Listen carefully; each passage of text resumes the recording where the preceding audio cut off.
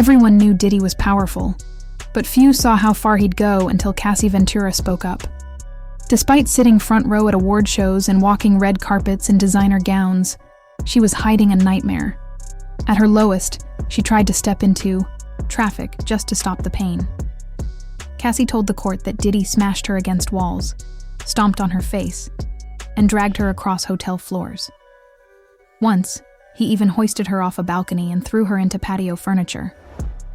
In 2016, a security camera captured part of that horror. Cassie running down a hallway, Diddy chasing her, slamming her to the ground and kicking her. Back then, fans were shocked, but his team stayed silent and no charges followed. This week, jurors watched the full, unedited 15-minute video. It showed Cassie, barefoot and in a hoodie, dialing the front desk in desperation. It revealed how she tried to escape after a freak-off party went wrong, only to have Diddy smash the hotel room around her. Federal agents even displayed stacks of cash, baby oil bottles, ketamine, MDMA, and other supplies found in Diddy's room, proof of the extreme sessions Cassie said were forced on her.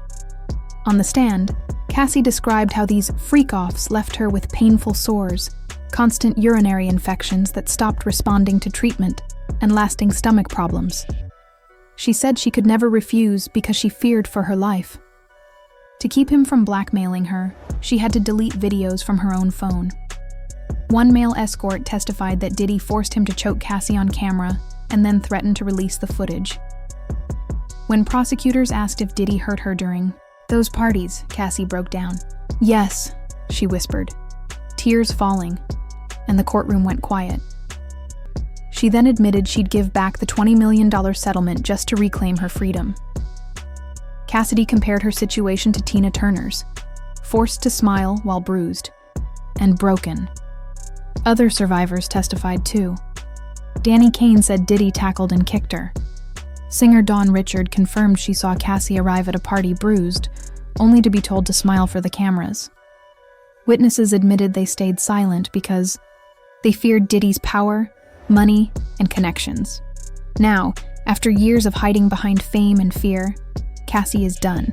She stood tall, demanding accountability for the man who wrote the checks that bought her silence. Her bravery has shaken the music world, showing that no level of celebrity should shield an abuser. What's your take? Why did so many stay quiet for so long? And do you think more evidence will surface? Share your thoughts below and subscribe for updates, because this story is far from over. You ever notice how once you think a drama can't get any juicier, it somehow does? That's exactly what happened when Papoose finally spoke up, kind of. Instead of a big press moment or a heartfelt apology, he dropped a single Instagram story. A plain black screen with white text saying, "I'm not here to pick sides. I'm here for peace."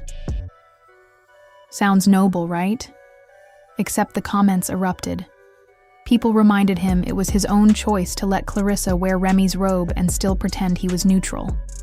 One viewer even joked he'd gone from loyalty king to emotional yoga instructor.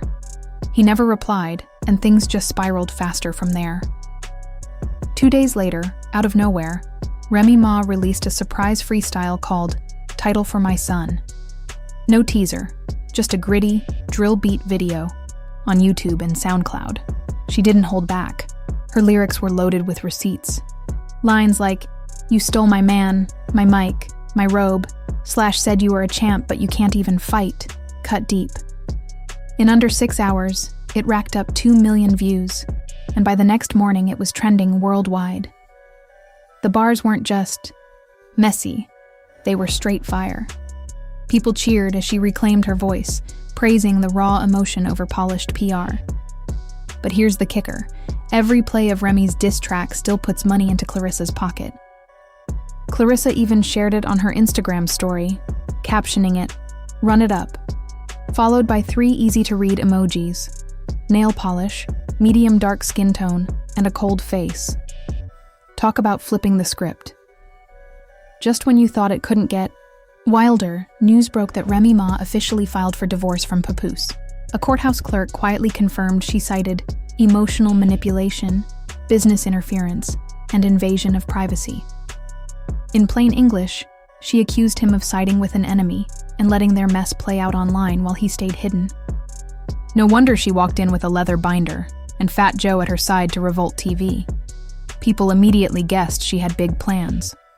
The binder's label read, Project Rebirth, and suddenly everyone on fan pages was whispering about a memoir, a docu-series, or some kind of major comeback. Meanwhile, another leak surfaced. Grainy hotel camera footage from Miami, filmed about 2 months before the split was public. It showed Claressa and Papoose hugging by a lobby entrance. She held a small duffel bag and murmured something in his ear. Internet sleuths matched the hallway tiles, the lobby light fixtures, even his shoes to an old Instagram post he'd tagged "Dark Throwback Vibes." Now, fans were convinced this romance didn't start last week. It was brewing when Remy was still queen of his heart. Claressa wasn't staying mum either. In a now viral Instagram live, she looked calm in a hoodie and boxer braids. Someone asked about Remy's reaction, and she smiled before saying, "I never took anything from anyone." Papoose wasn't stolen. He was left on red. Mic drop.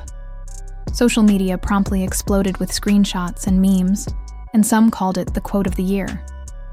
Just when the rumor mill seemed to slow, whispers started about a tiny bump under Claressa's oversized sweatshirt. On her Instagram stories, she kept touching her midsection and hardly ever posted workout clips. One curious follower asked, "Are you expecting?" She didn't answer, just smiled coyly. Now the loudest question isn't, whose side are you on? But, is Claressa pregnant with Papoose's baby? If that turns out true, this saga moves from betrayal to brand new life, rewriting the script completely. Through it all, Remy Ma has been anything but silent. That night she arrived at Revolt TV, pen in hand. You could feel the electricity.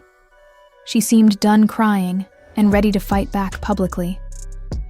Project Rebirth might be her biggest power.